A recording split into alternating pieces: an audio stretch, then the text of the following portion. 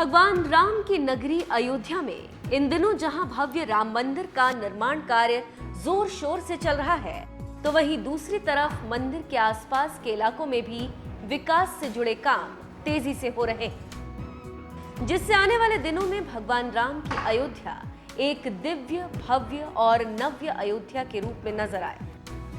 और जब श्रद्धालु और पर्यटक रामलला के दर्शन के बाद यहां से लौटे, तो एक विशिष्ट शांति, संतोष और आनंद का भाव लेकर जाएं। ऐसे भव्य अयोध्या का संकल्प लेकर दिन रात इसे संवारने में लगे राम भक्त योगी आदित्यनाथ ने अब अयोध्या को लेकर एक ऐसी बात बोल दी, जिससे मुसलमानों के साथ साथ मांस मदिरा खाने पीने वालों को भी तगड़ा झटका लगेगा।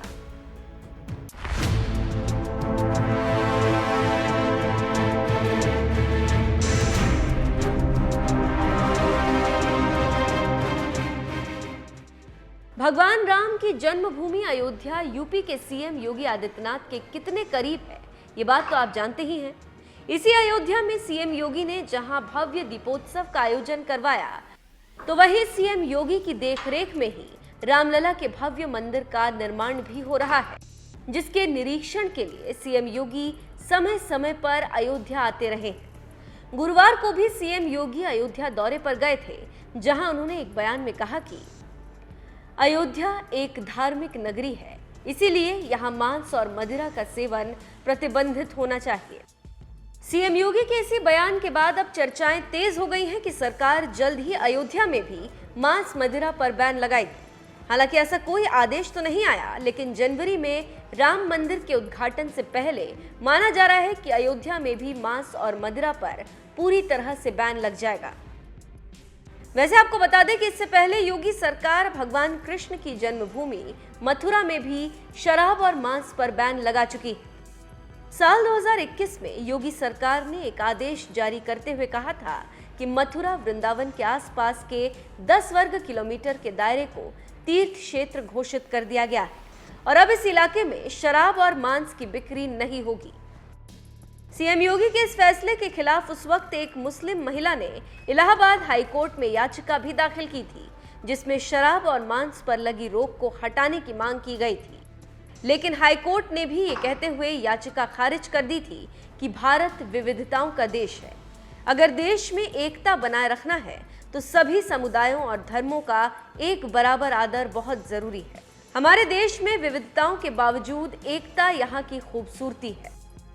बहरहाल आपको बता दें कि श्रद्धालुओं की आस्था को देखते हुए सीएम योगी ने जहां मथुरा वृंदावन में मांस और शराब बिक्री पर रोक लगाई है, तो वहीं अब माना जा रहा है कि अयोध्या में भी योगी सरकार इसी तरह का कोई फैसला ले सकती है, क्योंकि अयोध्या तो भगवान राम की जन्मभूमि है, जहां दूर दूर से राम भक्त दर्शन पूजन करने आते हैं। उनकी आस्था को देखते हुए ही सीएम योगी ने कहा है कि अयोध्या एक धार्मिक नगरी है, इसीलिए यहाँ मांस और मदिरा का सेवन प्रतिबंधित होना चाहिए। अब देखना यह है कि योगी सरकार अयोध्या में शराब और मांस को बैन करने का ऐलान कब करती है। वैसे इस पूरे मामले पर आपका क्या कहना है? क्या अयोध्या में शराब और मांस पर बैन लगना चाहिए? अपनी राय हमें कमेंट कर जरूर बताएं। साथ ही अयोध्या दौरे पर गए सीएम योगी ने साधु संतों से मुलाकात के बाद क्या कुछ कहा, आइए आपको सुनाते हैं। मैं आप सबके प्रति आभार व्यक्त करता हूं कि अभी हाल ही में संपन्न हुए नगर निकाय चुनाव में अयोध्या में महापौर के साथ ही विभिन्न नगर निकायों में आपने उत्साह से भाग लेकर के डबल इंजन सरकार पर विश्वास किया और इसीलिए डबल इंजन की भारतीय जनता पार्टी की सरकार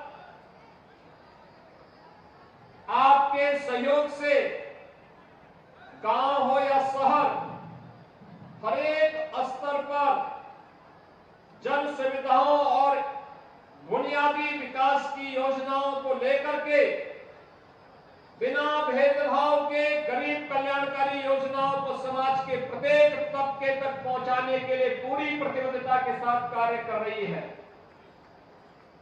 आज उसी श्रृंखला में 1000 लगभग 2000 करोड़ रुपए की परियोजनाओं का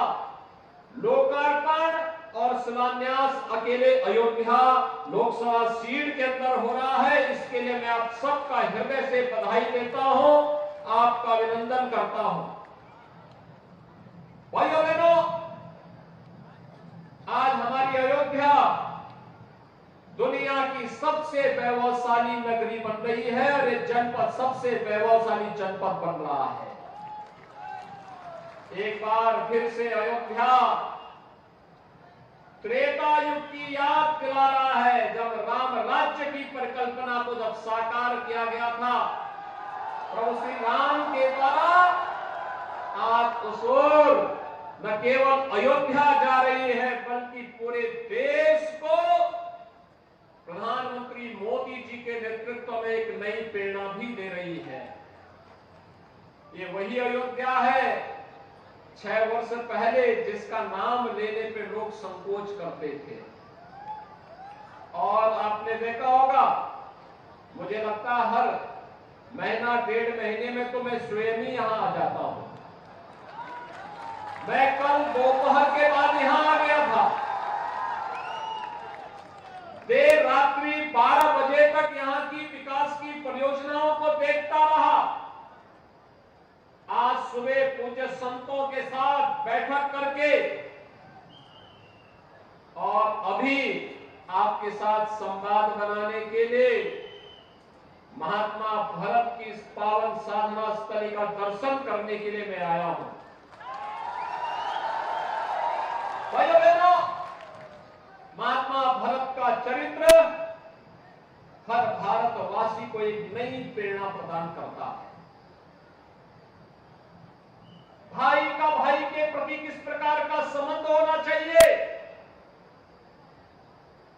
एक शासक का प्रजा के प्रति क्या दायित्व होना चाहिए, जिस सादगी के साथ अपने शौर्य और पराक्रम का परिचय देकर के उस कालखंड में प्रभु श्री राम के ब्रह्मन्यायी के रूप में महात्मा भरत ने एक आदर्श हम सबके सामने रखा। यह भूमि उसकी साक्षात प्रतीक है। और आज मुझे महात्मा भरत की इस पावन साधना भूमि को देख करके दर्शन करके मैं अपने आप को गौरवशाली महसूस करता हूं, गौरवान्वित महसूस करता हूं। मैं इसके लिए आयोजकों को हृदय से धन्यवाद देता हूं। भाइयों बहनों, कल रात्रि को 11 बजे मैंने सूरज कुंड को देखा है। मुझे याद है आज से 3 वर्ष पहले सूरज कुंड में जब मैं गया था, 4 वर्ष पहले जब गया था, बड़ा जर्जर था, अव्यवस्था थी, पानी सड़ रहा था, कोई पुरसा हल नहीं था। और कल रात्रि को भरतकूप को जब मैंने सूरज कुंड को देखा तो वास्तव में सूरज कुंड ने एहसास करा दिया कि यही अयोध्या रहेगी, इसी प्रकार से अयोध्या बनेगी।